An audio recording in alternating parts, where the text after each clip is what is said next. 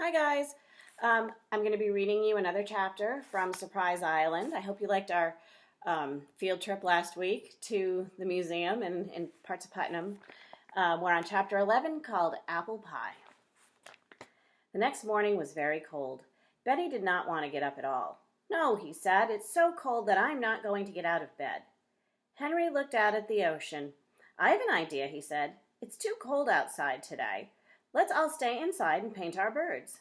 Fine, agreed Jessie. I'll light the stove and we'll shut the barn door. It will soon be warm. In spite of what he had said earlier about staying in bed, Benny opened the swinging door of his room and came out wearing his red sweater. He was carrying the little toy boat which was in a package his grandfather had given him.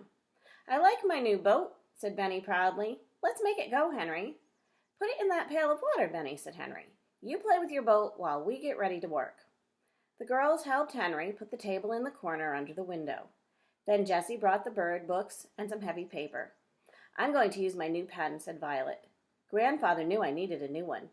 He knew I wanted a set of things like this to fix cuts, said Henry. It will be handy to have when we go on picnics or exploring. Grandfather had given Jessie a set of 6 cooking spoons. Are you going to use your new spoons today, Jessie? Asked Violet. I might, said Jessie. I have a good idea for dinner this noon. I think you'll like it, but I won't tell you what it is until we finish painting the birds. Let's get to work then, cried Henry. I'll cut out paper birds, and you girls color them.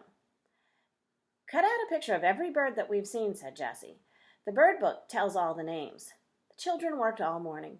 Suddenly, Benny said, Henry, I think Joe ought to have stayed here to see Grandfather. I think so too, said Henry. It seems very strange, said Violet, for him to go off without telling us. We'll ask him when he comes back, said Jessie. And now I'll tell you my surprise for dinner. I'm going to make an apple pie. But you never made a pie, said Henry, looking up. No, said Jessie, but I'm going to now. It's always good to try new things, right? I just learned how to poach eggs the other day for the first time in my life. She took a pan of very small green apples out of the cupboard. Where did you get them? Asked Benny. Near the yellow house, said Jessie. There are two apple trees there. I'll get them ready, said Violet. Good, said Henry. Won't you smooth off one of these boards for a pie board? Jessie washed the new board. Then she picked up a big empty green bottle. This is my rolling pin, she said. I'm going to try to make some good pie crust. So over and over she rolled the crust. She put some butter on it and rolled it out again. But when Jessie put the bottom crust in the pan, the crusts were not big enough. Put a patch in it, said Benny. Jessie took a little more crust and smoothed it over the edge of the pan with her fingers. A little picture.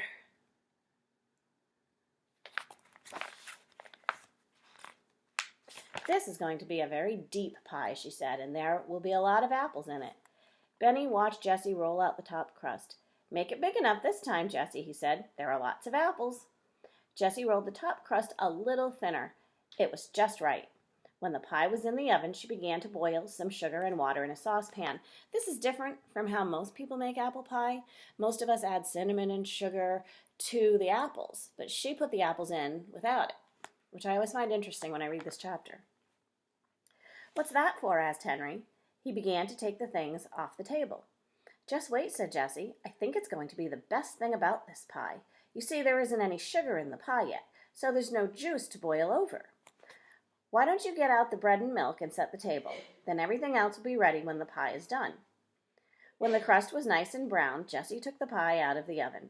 She lifted up the top crust with a knife and carefully poured the hot juice over the apples. So she lifted the crust up and put the juice inside there.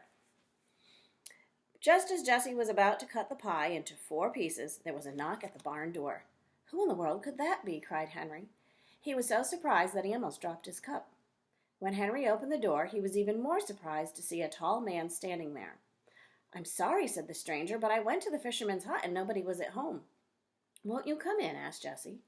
Thank you. It's very cold out, said the man with a smile. Now remember, this was written a long time ago. We know better than to open the door to a stranger now, don't we? I'll just stay long enough to ask you something.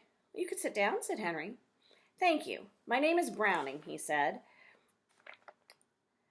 Let me reread that, guys. I got distracted. The screen was starting to go dark, and I lost my spot. Well, that happens when we read sometimes. We have to go back and reread.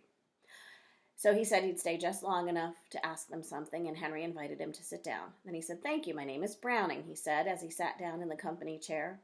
"A young man who went exploring for me last year has been lost. I heard that he was dead. Then later I heard that he was living on the Alden Island. This is the Alden Island, isn't it?" "Yes," said Henry, "but there's nobody on the island but Captain Daniel and his friend Joe." "Who is this Captain Daniel?" asked Mr. Browning. "Oh, Captain Daniel is old," said Henry, "and I'm sure he never went exploring. He's been with my grandfather for years." "How about his friend Joe?" asked the man. "He's nice. He's my best friend in all the world," said Benny proudly. "All but Jessie and maybe Watch and Captain Daniel and of course Violet and Henry and my grandfather." "You have a lot of best friends," said the man, laughing. "Tell me, what color are Joe's eyes and hair?" "He has brown hair and brown eyes," said Benny, "and he has a violin." I don't think he's the one I know, then," said the man. "I never heard that he played the violin. Just the same, I should like to see your Joe." "Won't you wait for him? He's sure to come back soon," said Jessie. "Why don't you stay for dinner and help us eat our first apple pie?" The man looked at the big pie and said, "If you're sure there'll be enough, I think I will." So the pie was cut into 5 pieces. Violet quietly got out of an extra cup of milk and set another place, and the stranger sat down to a strange dinner. They always have strange meals, don't they? "When I look at that pie," said Mr. Browning, "my mouth fills up with water." And certainly everyone was watching Jessie as she took out the big, juicy pieces. "Milk seemed to go with apple pies," said Henry. "I never knew pie could be this delicious," said Mr. Browning when dinner was over. "But now, if I may, I think I will see if I can find Joe." "We think that Joe's more than a handyman," said Henry. "Joe knows everything in the world," said Benny. "He knows all the flowers and the birds and the clamshells and Indian things." "Indian things? Native American things?" cried Mr. Browning. "It must be the very one. He was the head of a museum before he went away. I must see him." But Mr. Browning did not see Joe. Captain Daniel came back to the island without him. He said that Joe had gone away for a day or 2. "Is he coming back?" asked Benny, getting ready to howl. "Oh, yes," said Captain Daniel. "He will come back all right."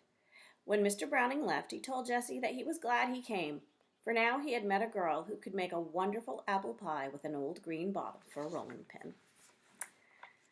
So we have more of that mystery of who is Joe. Someone's looking for this person. We don't know if it's Joe or not. And so there's more mystery. Next chapter is called The Picnic.